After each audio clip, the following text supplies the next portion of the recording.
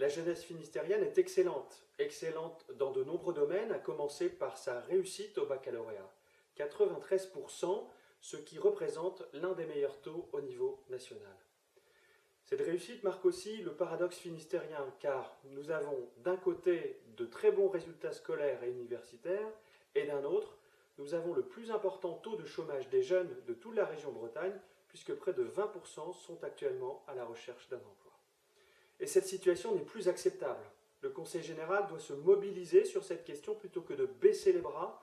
Il faut mettre en place une politique commune, une politique mieux coordonnée, et je veux être l'artisan de cette coordination entre le Conseil général, le Conseil régional et la communauté urbaine BMO.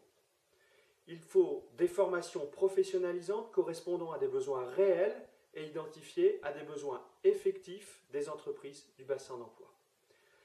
Ce taux de chômage s'ajoute à une certaine forme de désespérance dans laquelle nous retrouvons le mal-être de la jeunesse, un taux de suicide important, l'alcoolisation, les drogues, la délinquance aussi. Pour moi, le Conseil général doit se tenir en première ligne dans l'accompagnement de cette jeunesse et dans ses aspirations. Le département doit accompagner les associations œuvrant en faveur des jeunes, il doit être plus ambitieux, plus précis dans ses objectifs de résultats. Et je considère qu'il faut positiver et faire confiance à la jeunesse. Il faut lui proposer des alternatives dans la formation, dans la culture et le sport. Et c'est pourquoi j'avance l'idée d'un chèque jeune, sport et culture, utilisable pour différents achats et différentes activités.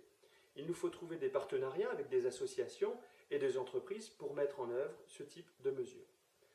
Sois jeune et tais-toi, c'est en substance le message que fait passer notre société à la jeunesse.